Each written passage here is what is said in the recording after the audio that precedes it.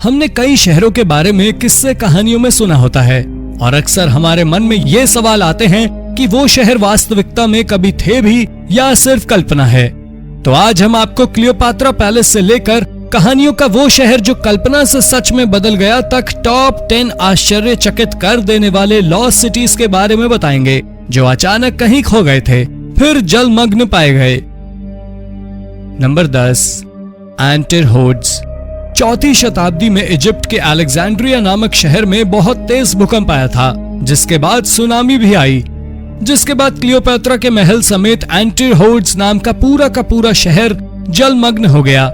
इसी शहर में प्राचीन विश्व का एक अजूबा the light house of Alexandria भी था। यह घटना क्लियोपात्रा की मौत के कुछ सदी बाद हुई और ये अफवाह फैल गई कि क्लियोपात्रा के महल को एक खाड़ी में 10 से 20 फीट पर जलमग्न कर दिया गया है। डूबा हुआ ये द्वीप 1990 तक एक रहस्य बना रहा, जब तक फ्रांस के फ्रैंक गुडियो नाम के एक पुरातत्वविद ने स्ट्राबो के द्वारा लिखी गई ग्रीक राइटिंग्स को पढ़ा।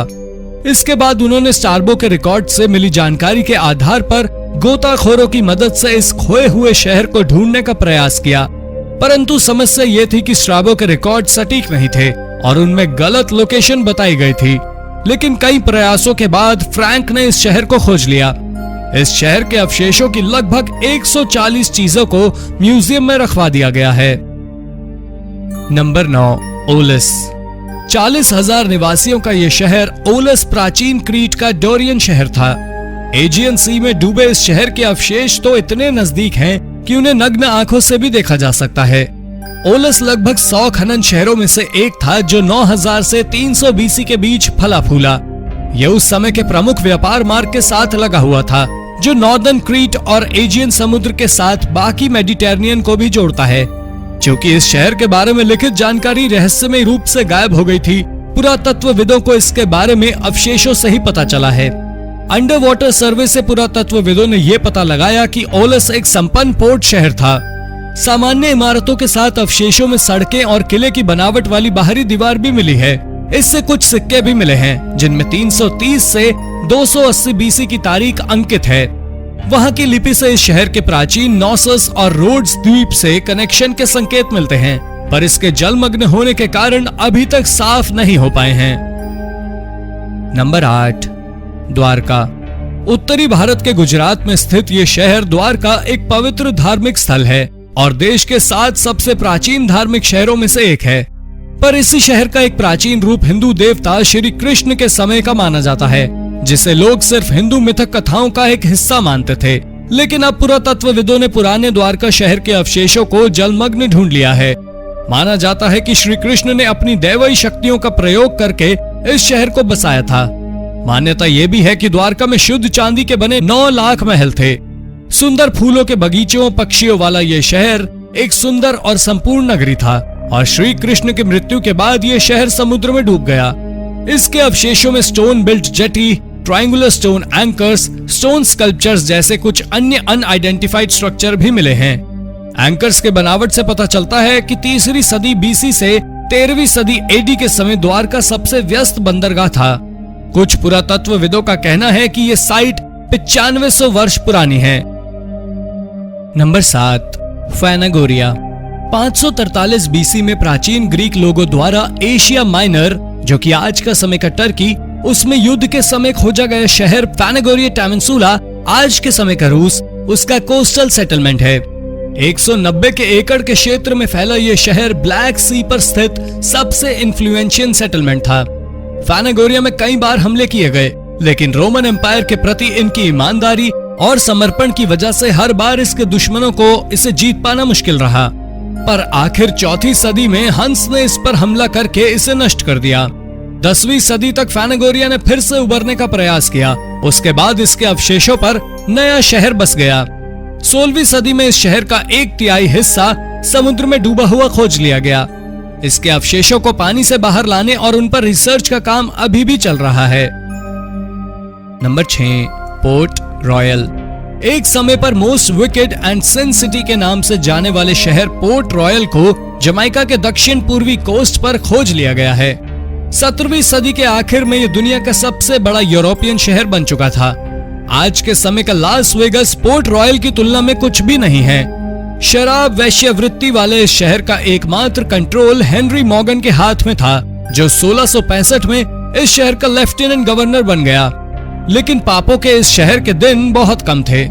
7 जून 1692 को 7.5 मैग्नीट्यूड का एक भयंकर भूकंप आया और रेत पर बसा ये शहर कैरिबियन सी में डूब गया। भूकंप के बाद आई सुनामी ने बचे हुए हिस्से को भी नष्ट किया। कुल मिलाकर 33 एकड़ का हिस्सा नष्ट हो गया। इस आपदा में 2000 लोगों की मौत हुई। शायद ईश्वर ने इस शहर को उसके बुरे कर्मों की सजा दी थी।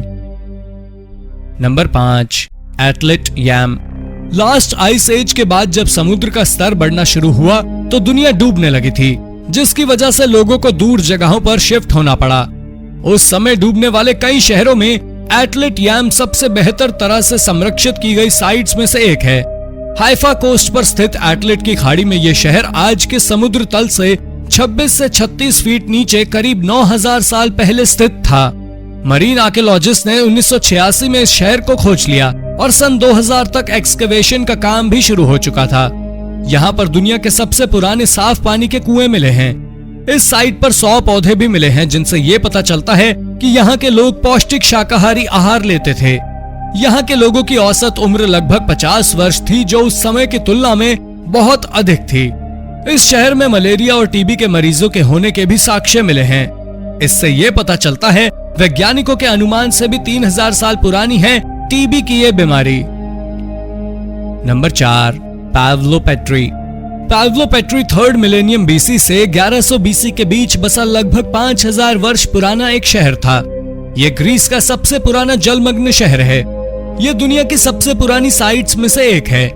ओशियनोग्राफर निकोलस फ्लेमिंग ने 1967 में इस शहर को खोजा था।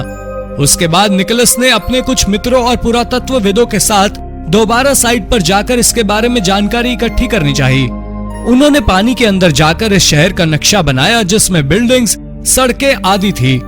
इसके बाद अन्य खोजों के दौरान इस साइट से 1000 से भी अधिक अवशेष प्राप्त हुए हैं। पुरातत्वविदों का कहना है ये शहर अपने समय में व्यापार का केंद्र रहा होगा। भूकंप के कारण इसका विध्वंस हुआ और फिर ये जलमग्न हो गया।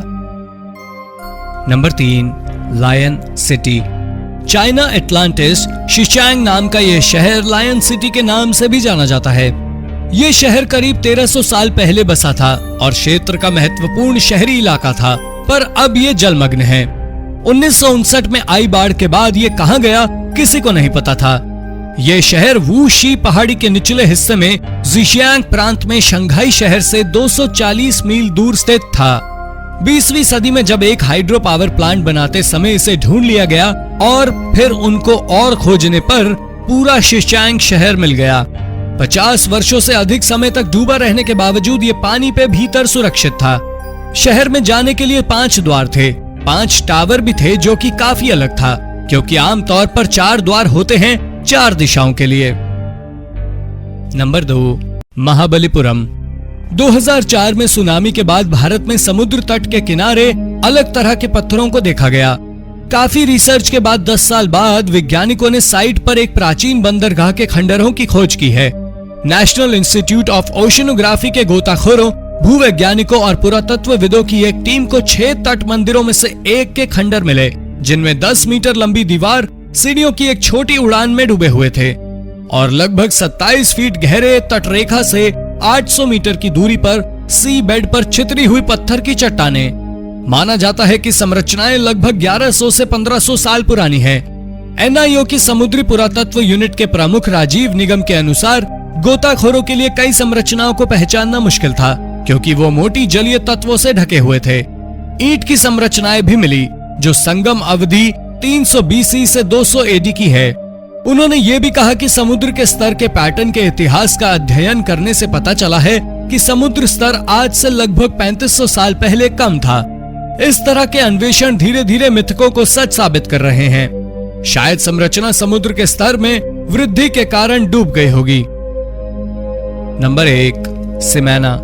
लगभग 2000 साल पहले सिमाना का प्राचीन शहर मछुआरों का एक छोटा गांव था, जो केकोवा के निर्जन द्वीप के पास स्थित है, जिसे आज के समय में एंटालिया टर्की द आइशियन सेटलमेंट भी प्रमुख व्यापारिक जगह थी। लिशियन सभ्यता वर्तमान तुर्की के मध्य तट के लिए अद्वितीय थी, जिसकी वजह से सिमाना एक महत्वपूर्ण आर्कियोलॉजिकल साइट बन जाती है। लिशियन सबसे पहले लोकतंत्री राज्य था। सिमाना साइट के अवशेषों को समुद्र तल से कुछ नीचे जाकर देखा जा सकता है, लेकिन अगर आप इसे अपनी आंखों से देखने की इच्छा रखते हैं तो आपके हाथ सिर्फ अफसोस लगेगा, क्योंकि इस साइट को सुरक्षित रखने के लिए यहाँ पर गोताखोरी बैन है। तो दोस्तों, ये थे वो शहर जिन्हें जलमग्न होने के बाद भी ढूंढ लिया गया। ऐसी ही रोचक जानकारी पाने और हमसे जुड़े रहने के लिए हमारे चैनल को सब्सक्राइब करना ना भूलें। धन्यवाद।